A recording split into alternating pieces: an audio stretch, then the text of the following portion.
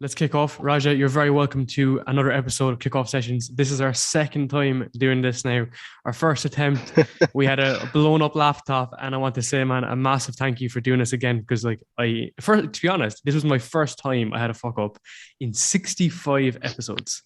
I recorded with Dr. Daniel Crosby, behavioral psychologist, and my laptop finished at the very end. It conked. But for us, we just screwed it up. So I just say you're very welcome, and thank you again for doing it. No worries, no worries. Thank you for having me. Thanks. Of course. So just to give people a bit of context about a bit of your background, because for me, you've been like a friend, you've been like a mentor, you've been an advisor, and you've been a real role model for me, man, over the last couple of years. So just give people a bit more context of your own background, what you get up to. I've been working in the financial services sector for the past 10 years now. I'm focusing on the change management side of things, whereby you've got a regulation which comes on board, and we have to make sure a firm is compliant within the set period of time. But currently, I'm working for an investment management firm, working on their sustainable investments team, and making sure our funds are compliant to the relevant regulation when it comes to sustainability, which is currently a hot topic in the industry and around the world, especially with COP26 and climate change being on a lot of people's thoughts, and it's been in the press quite heavily. So it's going well. That's a bit of background about me. That's from a work perspective. From a personal perspective, of course, as you know, I managed a couple of startups, which some of them are going well, some of them are, of course, in their infancy. But yeah, we'll talk about that a bit more, and hopefully we can give your audience a bit more, guidance within the financial services sector, some of the emotional aspects, and what to look out for when they're starting their careers, and also from a balancing aspect of how you manage your other commitments, whether it's startups, whether it's personal development, whether it's projects that you may be doing during the COVID past few years of COVID. Yeah. Yeah, it's awesome. I think what's really cool, man, is the fact that you've always kept that creative and entrepreneurial element within inside you. So, as you said about balancing, like as in whether you pick up anything on the side of your career is most challenging. Like you've been in top tier banks, you've been there and done it. And a lot of people would have been very happy with their careers, and again, they should be. Like a lot of people that get to a senior position quite young, like you did, should be very happy with your positions. But I think what was really cool about you, and I would like to kind of dig a little bit deeper into, is in terms of like you kept on doing kind of side projects and miniature startups. What do you think has been the bug for you? Because for me, I think it's always like the kind of untapped potential. I kind of see a lot of the time in myself in particular. I'm like, oh, maybe I can do that. Maybe I see this guy doing it. I'm like, maybe I can do that better. Maybe I could, do something different as well. What has it been like for you? I think you have to take one step back. I think from the background that I've come from, going to a state school, not going to any of these top universities, went to a normal university. I saw the struggle from what my parents had to struggle and how they had to earn their income. So not only was it struggle for the family, I had to ensure that I step up. And I think a lot of people are going through challenging times right now, with family members losing their jobs, people's loved ones losing their lives due to COVID. And it's a struggle. And people may have graduated, for example, and they may not be able to find a job. They might be struggling because the market's very tight. But I think it's that struggle that makes you different from other people. So going back to your question, I think it's more important that you look at the time that I had, and the time during COVID where we set up two startups, and two of them are doing very well now. And I think to myself, if I didn't make that decision then, where would I be today? I would still be in my 9 to 5 struggle, right? So we want to try to get out of that struggle. And I'm sure a lot of your guests have said that, a 9 to 5 structure is fine, but sometimes it's good to think outside the box, to leverage your skill set and leverage your time to see what else you can do, because everyone's gifted with a certain skill set, whether it's financial, whether it's startups, whether it's graphic design, or it could be anything. But I think it's important to understand that if you've come through hardship, or if you've got a time on your hands, or if you're in an opportunity where you think you've got an idea, you should go and pursue it. And everyone would say this, but doing that step is the challenge, right? And also, you can also be stuck in that kind of rut of doing something you're not happy with. So, like for instance, I was in consulting before I joined Revolut, and I was really in a bad place, like mentally, because like I'd worked really hard when I was young, and I studied really hard. I'd done the long shifts, man. I'd done, all the interviewing, things like this, and I ended up in a pretty good position. Like, and I'm not saying I wasn't taking it for granted, but I just was not fulfilled. I wasn't really happy with it. And it was kind of like I wanted that kind of flavor in my life, which was a side project and whatnot. And as you said, like looking at what went wrong, so that's something that I just identified. I was like, I just wasn't happy with it. Then I identified what I was good at. What was I good at? Talking absolute crap on the internet all the time. So then for me, it was a natural progression because I wanted to do something that was social. I wanted to do like a kind of a social business, and I veered down this way. And now, obviously, I'm trying to like monetize it and build it into a real scalable business. But I think combination of looking at what sucks and leaning into your strengths has just benefited me so much in my life. Not necessarily even in a business context. This is looked at from relationship aspect, from a fitness perspective. What do I enjoy the most? What do I hate? And just go and smash it then. I think when I do relate back to when I first met you at State Street, I remember remind me of the year. Was this 2017? 2017. Okay, wow, time flies. Mm-hmm. So when we met, I remember when I first met you and you asked me this question, it still sticks in my head. And I think I mentioned this the other day, is that you wanted to speak to the senior guys, the senior management team. You had to ask them some questions about a project that you were doing, and you were asking me, so what do you think, how shall I approach it, what shall I do? And I said to you, just go and ask the question, because the worst response that you can get is, sorry, I can't help you, or I'm busy, or can we reschedule for another time? And I think that's the element that young grads or young people that have just come out of education, they need to use that drive that they have to ask questions, because once you ask, the worst response that you would get is no. Maybe some people would come back and say, yes, I can help you. But I remember you specifically, and I think your friend Danny O'Sullivan, both you guys were quite driven. You can tell you've come from, not challenges, but growing up hardship, living in Ireland. Was it Cork? Cork, yeah. Is that where you were living? Yeah, you came from Ireland, and London is a completely different ball game for anyone when they first start their careers. But I remember you had that drive, and I thought to myself, okay, these two chaps are gonna go far, because they've got that element of drive and they want to learn. And I'm sure everyone has that, but sometimes you have to put yourself in a difficult situation in front of people who you think are more senior and more experienced than you. But at the end of the day, they're human. They're not different to me and you. So you have to see it from a human and psychological perspective, that everyone's different. Maybe some people may be receptive to you or to others, but you did well. And I think this is where you are today, with your drive and your ability to learn and your willingness to learn. Sorry. Yeah. No, well, firstly, I really appreciate that. But what I always think is about, in terms of like, I always think from a perspective of, I have nothing. I may as well, and if I try something and if I fail and if I screw up, I'm in the exact same position that I've always been in. And I always look at that from that perspective. I could start a new project. I could reach out to people. And if they say no, if they don't respond, I'm in the exact same position, if anything, a little bit better. And perfect example is, as you said, about reaching out to people. I think like networking is 101, like any way you go far in any sort of career aspect. It's from two aspects. One, because you develop a good connections and you learn from mentors like yourself. And two, the corporate language that's required to actually navigate through a corporate structure, which is complicated.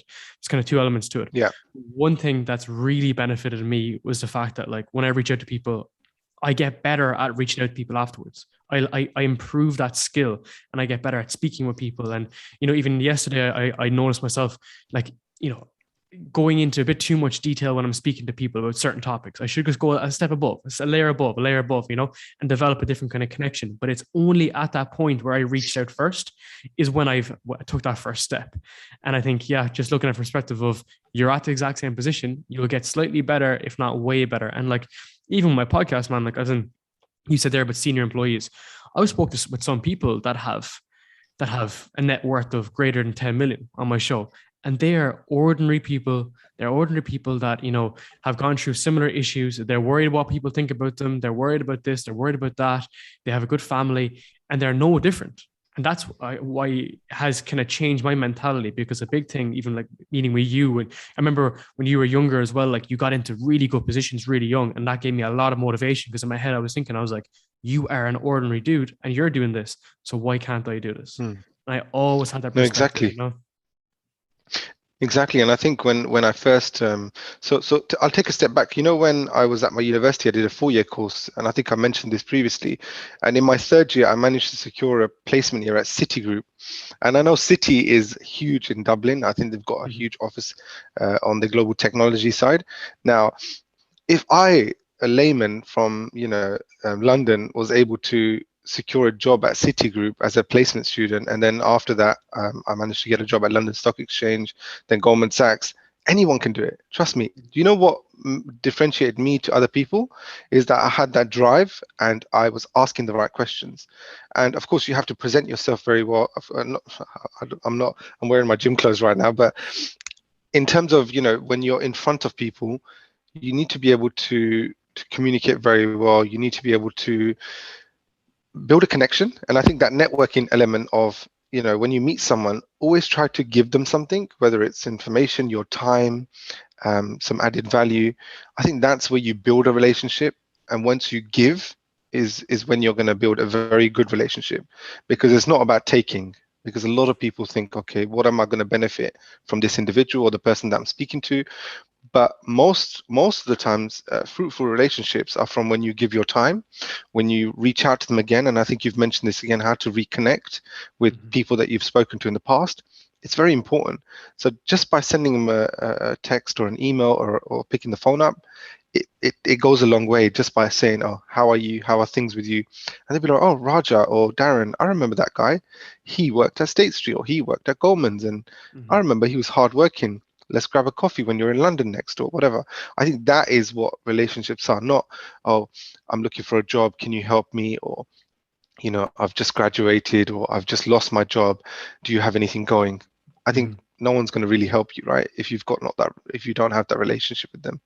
100%. And man, I laughed at that, because people often only go to things like, people often only go to LinkedIn, or only often go to people when they need something. Exactly to your point, is that after the fact. So it's after something negative has happened to you, you are now reaching out to these people that are high profile or within your network, whatever.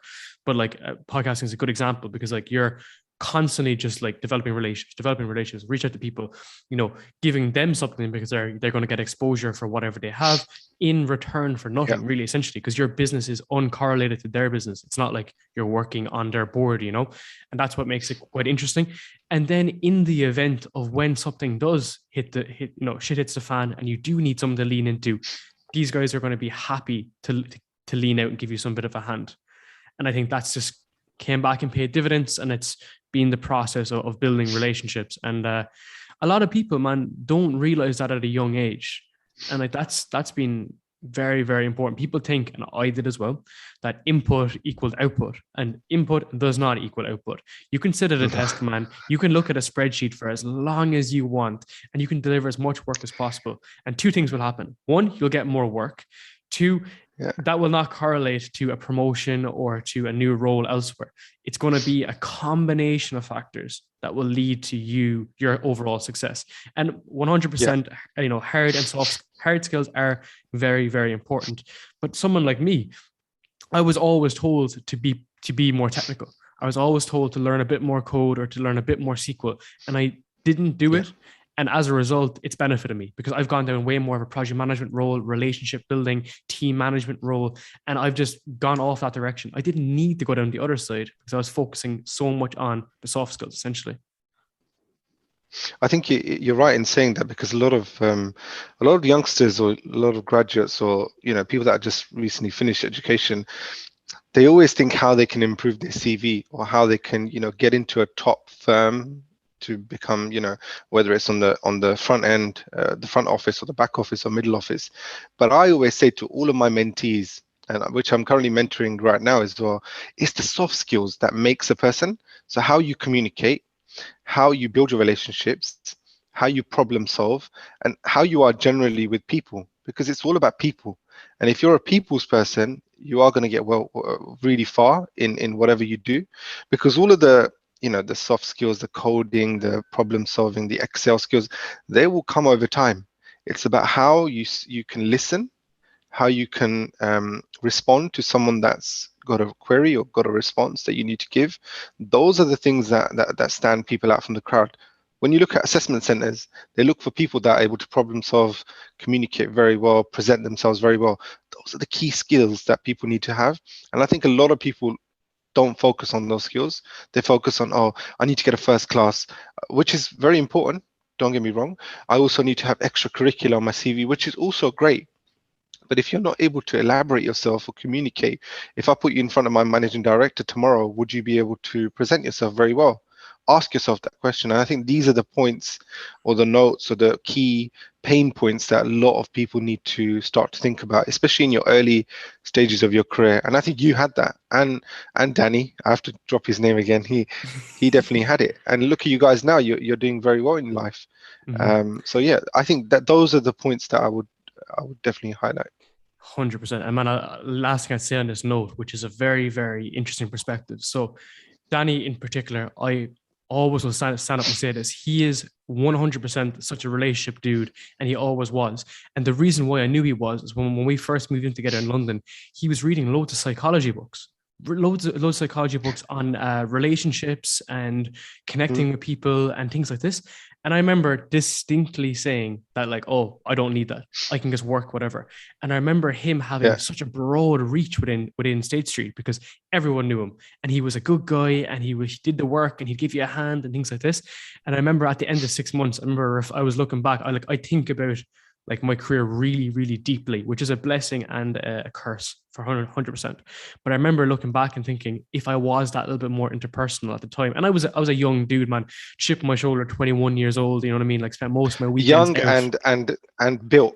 Exactly, but I spent like most weeks on a 2-day bender, 3-day bender. You know what I mean? Like I'm kind of past those years now, but I had an awful tendency when I was younger for partying, like, you know what I mean? And I still kind of do, but I think it fed into the ego element of it. And as I got older, I wanted to transition more into just being actually a sound person, you know. And I always think back in that. I think it's an interesting point to always reflect on.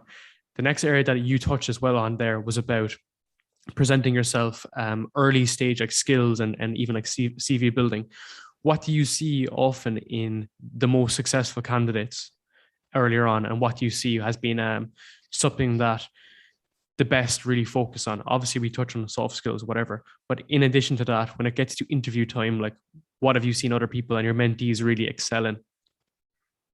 Well, I think I'm going to relate to someone here. One of my mentees, his name's Haida. Now it's not just about, like we said, presentation and that. It's sometimes in order to get yourself in the door, you have to use every single resource that you have. So the individuals that, for example, reach out to people on LinkedIn, speak to people within their families, within their networks. So maybe siblings who are working in certain sectors that they want to go into, they reach out to them. They'll cold call people. They'll send messages, whether it's on Instagram, LinkedIn, whatever it may be. Those are the individuals that will keep asking the right questions. They may get 95% rejection, but the 5%, they may they may get hold of someone that they want to work in, or they want to look up to in essence. Now, one of my mentees, what he's done is he has constantly messaged me, constantly saying, can you mentor me? So it's all about finding someone that you can relate to, that is in the industry you're in, and that you can learn off. So this individual kept bombarding me, and I gave in because I had to help him, because he was, keen, driven. He had everything that I was looking for as a mentor, to mentor him. Now, when I mean driven, I mean I would ask him to get his CV done within the space of 2 days. He would do it. He was quite driven when it came to his time management. He knew he was studying his final year, so he had to make sure he had to put his head down and achieve that first class. But more importantly, what I saw in him is he's come through hardship. So he has some sort of hardship. Remember one thing now, and I mentioned this earlier, is everyone has some sort of hardship in their life. You may have a hardship that I might not relate to. I may have a hardship that you might not relate to. But everyone has a hardship that triggers some sort of drive to improve themselves. So remember one thing, I think drive and hard work cannot be taught. Mhm. I can teach you how to code, I can teach you how to analyze, become a business analyst, whatever you want, but no one can teach hard work. Hard work is only from within, and the individual that has gone through hardship, the hard work element comes through that. So I think not necessarily hardship, but it could be, they want to achieve a certain role, or they want to, achieve something in life. The drive and determination comes through that goal that they've set themselves. So some people may be different. They may not have hardship, they may have goals that they've set. So it's that within a drive and hard work and graft, as I call it, that Mhm. people need to focus on, or need to have, to be able to, excel in life, because everyone's different. No one's got, certain things that they can relate to. Of course, especially about like hardship and more so actually hard work and drive.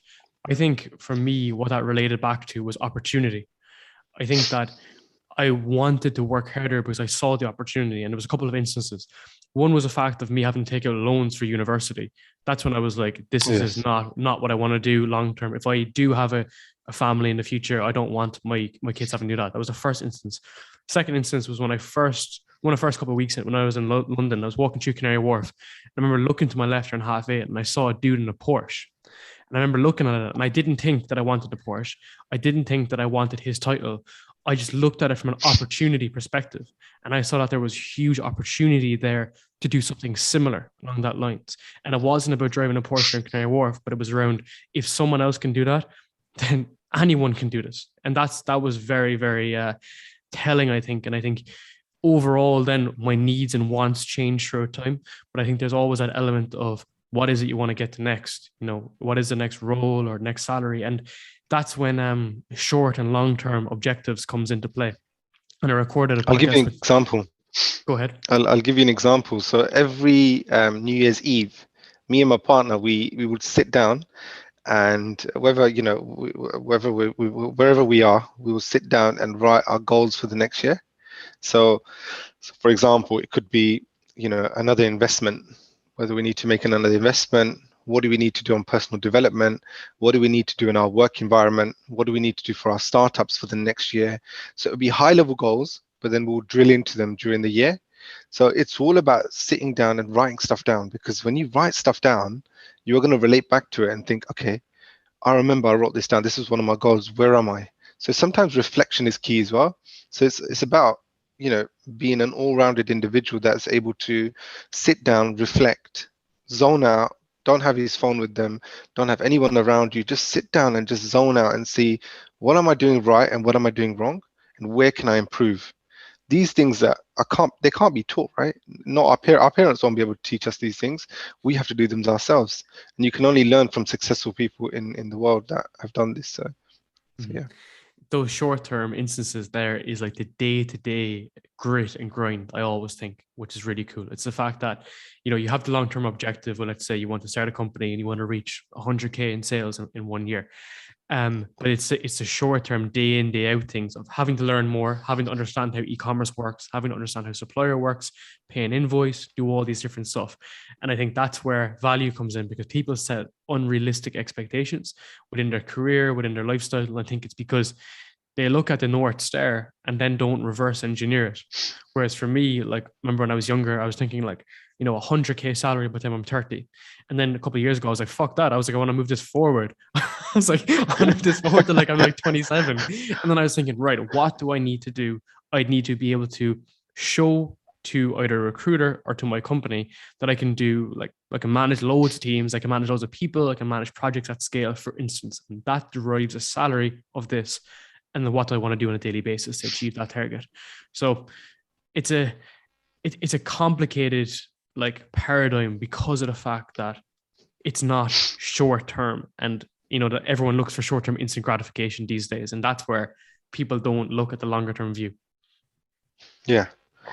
No, I agree, and I think when it comes to like the short term, like I remember at work when you asked me once, back at State Street again, you asked me that, oh, how can I manage my time and how can I manage these, tasks that I've been given? And I said, just break your day down, have a to-do list, start putting things down on paper and ticking off things that you've done. And it's a simple task. Once you write things down, you can relate back to them. If you finish them, you tick them off. And I think those are the things that a lot of people now, whenever I speak to my mentees, I say to them, manage your time. Like, for example, if you're at university, when I was in my placement year, when I came back to my fourth year, which was my third year, essentially, my final year of my university, I had that year's experience in industry. I treated my university day to day as a 9 to 5 job. So I would go into the library, whether I had lectures, I'd be in the library from 9 to 5, depending on lectures and whatnot. And I would ensure that I would treat it as a 9 to 5 so I can focus on relaxing after 5, 6 o'clock, whether go to a gym or whatever. And I say this to my mentees, have a structure in your life that you treat your studies as a 9 to 5. And then hopefully you can leverage off that once you're in the work environment, and you'll be more successful in your life because you've structured yourself. And I'm sure all your guests have said this, structure is key, making sure you have some sort of balance in life as well, because you can't always work. You have to enjoy life, whether it's going to the gym, whether it's spending time with friends, whether it's going out for a meal, whatever. You need to have a balance in life in order to excel. 100%, man. One thing I would just say now, Raja, is your camera has frozen a small bit. So if you don't mind just turning off your camera and turning it back on, maybe. Oh. Yeah, 1 sec. Has that worked? Yeah. So apologies for that. No worries. Structure, organization, 100% like the most important element towards like any sort of long-term goals. Next area I wanted to chat around, which is feeds into that, is about like how do you think like entrepreneurship has really benefited you in terms of creativity and in terms of, I don't know, maybe understanding yourself at a deeper level, and also what has been a benefit you think in your industry job as a result? Do you think it's benefited you in such a way? Because I think for me, I've become way more organized, way more like execution focused versus sitting at home, checking Instagram, checking this, checking that. I've just like got into work, done what I need to do, get out of work, get recording, and move on with my day essentially.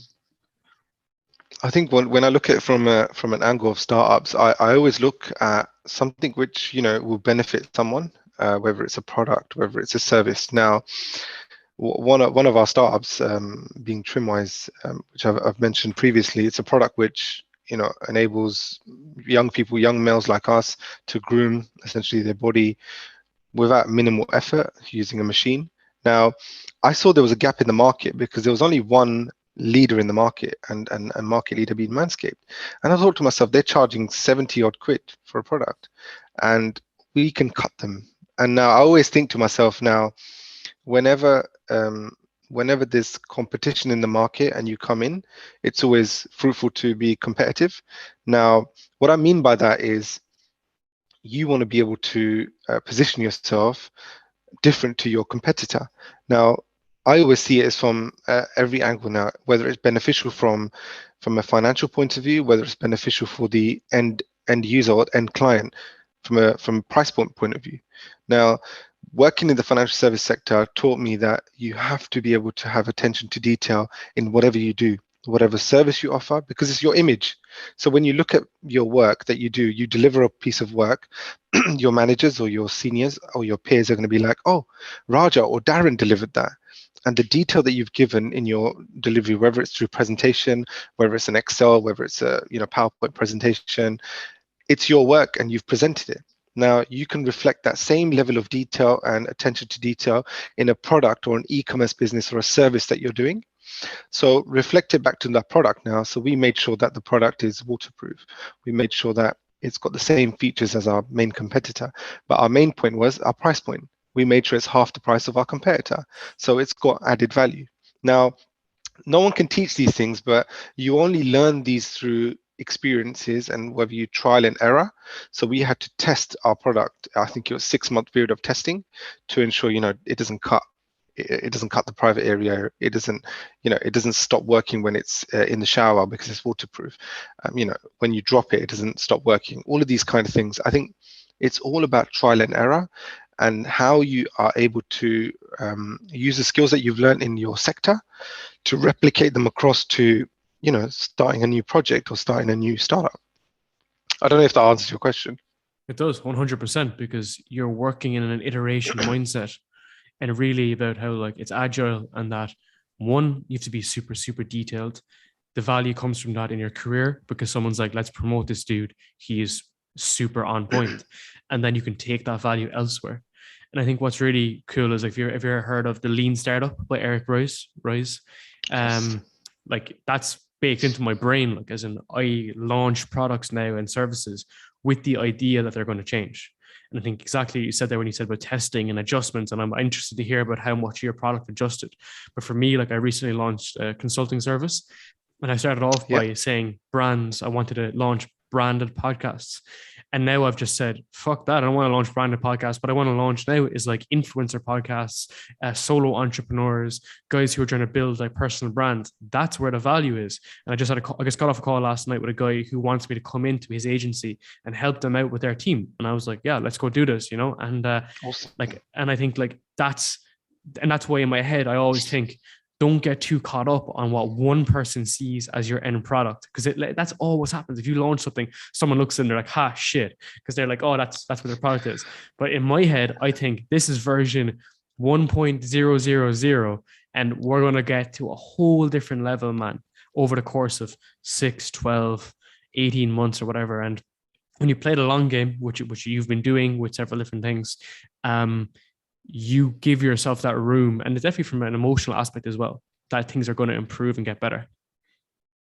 Yeah, because I think when we first started, we've got another startup called Jewels by Lilia. It's like a contemporary women's jewelry business. Now, when you look at it from when we started, we were so reluctant as to if this is going to do well or not. Once after 6 months, we got 500 orders, and we were on Shopify, and we were doing Facebook ads, we were doing Instagram ads. Now we're hitting like daily orders, minimum daily orders of like 10, 15 orders, depending on, if it's a weekend, if it's payday, you get even more. And I think you can only try, because if you don't try it, what's the worst that's going to happen?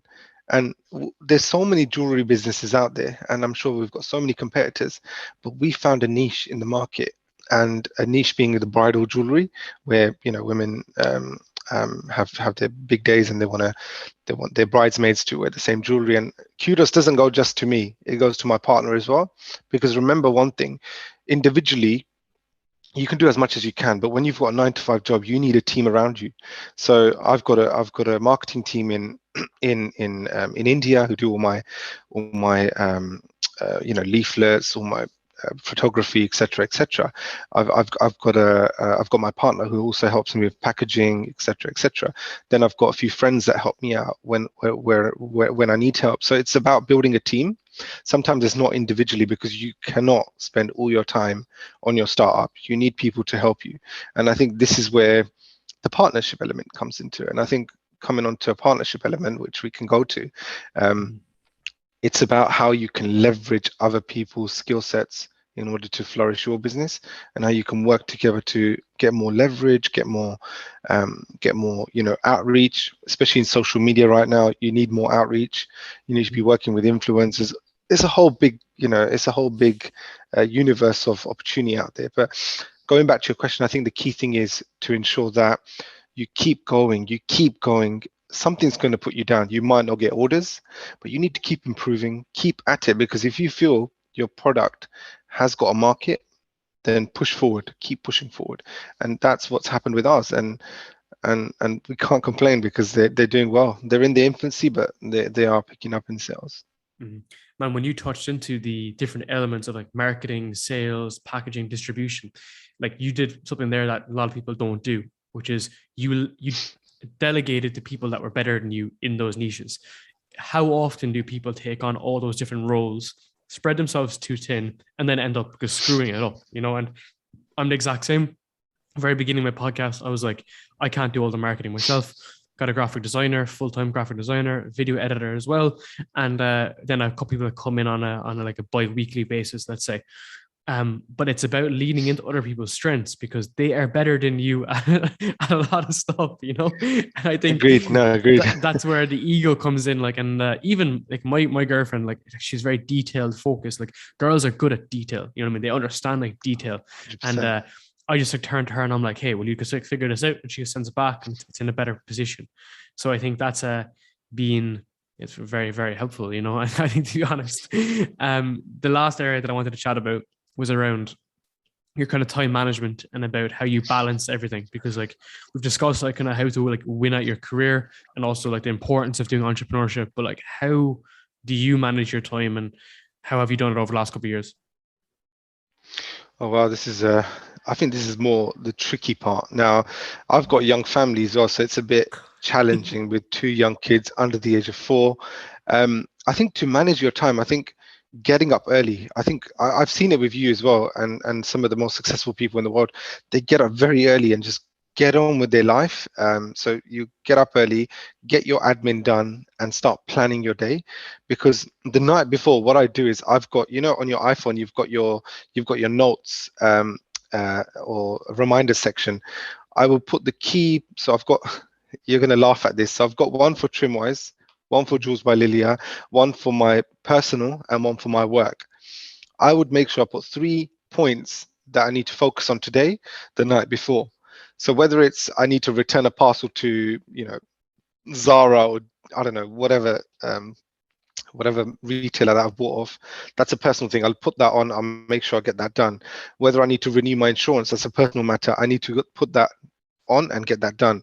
Whether I need to, sign some partnership documents for Trimwise, or whether I need to create some content for the next feed, or reach out to X person to discuss something about Trimwise, I'll put down Trimwise. So it's all about structuring the day before for the next day. And I think it's easier said than done, because you can get overwhelmed with the number of tasks that you have. But if you structure your approach, trust me, you're going to be more productive and you're going to have less distractions. So it's all about focusing and channeling out what your key priorities are from your personal, your business, and your work life. 100% agree, man. That's exactly what I've been doing. Like I have a spreadsheet that's exact same. It's not as well structured as that, but I literally break it into, let's say, 3 different columns, like what the task is, a level of detail around it, and then the status of it. It's literally a RAG status: red, amber, green. And I have project management. It's literally project management, and I have genuinely just this morning I had to add an extra 1,000 lines to the spreadsheet. That's literally what happened, because that's the level of detail. Like I'd have and again, what I always like to say is that there's only ever 3 or 4 things in my basket every day. Because if you have too many things in your basket, you have nothing in your basket. That's just the way for us, is the way it kind of works. And I've always just tried to focus in on those areas and then not beat myself up if I don't get to the bottom of it. Because like to-do lists traditionally can either like make or break you. People feel like they're not moving forward, professionally, and they're not getting enough things done.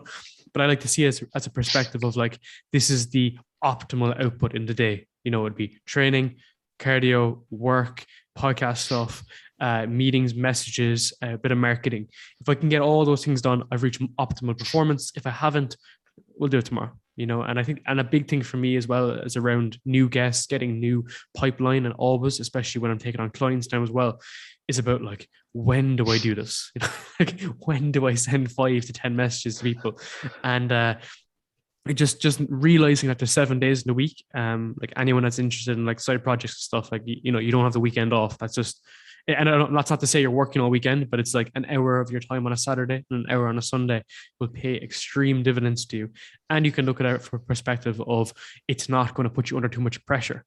Because often if it's Friday evening, like tomorrow, like the last thing I want to be doing tomorrow evening, man, is editing this file. Sorry about that, Raja, but I don't want to be doing that. I want to do that on Sunday morning, man. I'm not important enough. I want to do that on Sunday morning when I've had a good night's sleep on Saturday, when I get up and I train and I have good breakfast, and then I sit down and I spend 2 hours editing a file, and it's about picking your poison, I think is really important, because it's dangerous, because that's when you lead into extreme levels of stress and burnout. I mean, and to be perfectly honest, like people will not believe me when I kind of say this, but when I first moved to Revolut, and when I just started my podcast, I was about 2 months into it, I was honestly working 70 hours a week, and that's no exaggeration. I was working 8 a.m. to 10 a.m. every day, and on Saturdays I was working 9 a.m. to 5 o'clock on Saturday and Sunday every day. And I did that for 3-4 months. And I remember the reason why I did it is because I had such a learning curve in Revolut to learn. And then I had to figure out all these processes that now have been streamlined in podcasting. And I couldn't do it. I could not do it. I was exhausted. I was in a terrible mood, but I knew it was a means to an end. And at the end of that process, I was able to streamline it down. I'm still working 60 hours a week, 50, 60 hours. But it gets better. That was what I'm trying to say, It does, yeah. And can I just relate that back to, remember that quote that I said when I first actually met you, or first few weeks I met you? I said, you remind me of a chap who I used to see at Citigroup, who was the youngest MD from an Irish background. His name was Derek Whelan. He reminded me of you, and I saw something about you that, linked with him, because he shot his way up in the ladder at Citigroup. I think he became managing director within the space of, I think, 7 or 8 years, maybe less. And for him to be a graduate and then work his way to MD, I think it was 8 years. I might be wrong there. It reminded me of you and the drive. And now you've just mentioned that at Revolut, you were just doing the hours. Now, for your audience that are young, it's all about between the ages of 20 to 30. You need to work your ass off. That's all I say to my mentors. You need to work, get the hours in. Between 30 and 40, you start, understanding where you're going to be settling your career, what area you're going to focus and become senior in, whether it's personal development, whether it's startups, or whether it's your actual role in your industry. And then when you become, sorry, there's a fly here, when you become when you're between your 40s and 50s, you start thinking about investing, you start thinking about how you're going to retire, and then of course you invest in certain products, e-commerce or whatever, and property. And then of course you hit the 50 to 60s when you start actually thinking about retirement, taking it easier. And then of course you maybe you retire early if your projects have gone well and your career's gone well, and that's it. That's what it's all about. But in the start of your career, between 20 and 30, you need to be working your ass off, like you've mentioned yourself, and I'm sure you're below 30, so you can relate to that category. 100%. I'm still only 25, even though I look like I'm 30 these days. But you're only 30, 25. Wow. 25. But basically, the biggest driver for me, this is one that's baked into my brain, is that the worst thing that I want to be is just mediocre in anything that I do, man. If it's picking up a weight, if it's stepping into an office, if it's sitting down to look at a Word document, I don't want to do something that's mediocre. And I think it's just like a burning desire in for me, especially from when I was doing individual sports when I was younger. And then when I went on to actually do a lot of bodybuilding, I remember just thinking, like, why be average at something or average at this? This isn't to say that I'm good at it. This is just to say that why would I want to be mediocre at it? So I used to pick up sports, man, pick up boxing, for instance, and I would do it for a while. And I used to think, I'm going to be shit at this. If I'm shit at it, I don't want to do it. But then there's other elements then that I want to lean into and just go balls to the wall with. So especially from a careers perspective, like when I moved into that kind of fintech space, I was like, I want to get really, really good at it. And I'm working in wealth and trading at the moment, and I don't know that much about it. And I've been on a steep learning curve. And in my head, I was like, I want to spend 5 years learning about this, man. I want to learn absolutely everything there possibly is. I want to learn absolutely every corner of trading from operations perspective, from an execution perspective, so that at the end of when I'm 30, there'll be very little to know about there'll be very little left of markets that I don't know. And I don't come from a finance background, but that's just what I just put my mind to, because I was like, this is where the money is in the future. And we can see obviously in markets how explosive it's been recently. But yeah, I don't know. It's that approach of mediocrity and trying to move away from it, I think. No, I agree. I think just generally speaking, I think that drive can only come from yourself. And I think now that you're where you are, you're starting to think about how you can leverage your time. And it's always important to be able to push your angles in different sectors. And I think you've done extremely well. And I think people should relate to that, in the sense that you've started your podcast, you started your career, you came from Ireland, you went to London, and then from London now you're traveling and you're enjoying your life, but also you're connecting with the right people to send the right message to your audience. And I think it's commendable, man. And that's the reason why I've come on, because I think it will benefit your audience, whether it's from a personal perspective, whether they have hardship and they're struggling to find a job, or whether they're looking to start something and they just want that push to make sure, if someone like me can do it, they can do it as well. So that's the old idea. People want that information, that help, so that's why I want to say a massive thank you, man. Where can people find you? Give me all the details of where we can get all information. So you can either find me on LinkedIn as Raja Ali. My Instagram is Zazi Official. Happily, you can connect if there's any students that are looking to be mentored or looking to get into the financial services sector. Happy for you to connect with me, and I will happily give you some advice, whether it's through your CV, etc. I'm more than welcome to. And yeah, I think LinkedIn is always good for connecting via LinkedIn, but Instagram is always I'm always on there. So yeah. Cool, man. So I'll have everything included in below as well. So like any hyperlink, people can just go find you straight away. So there's never issue on that side. So I'd like to leave it right here and say thank you very much.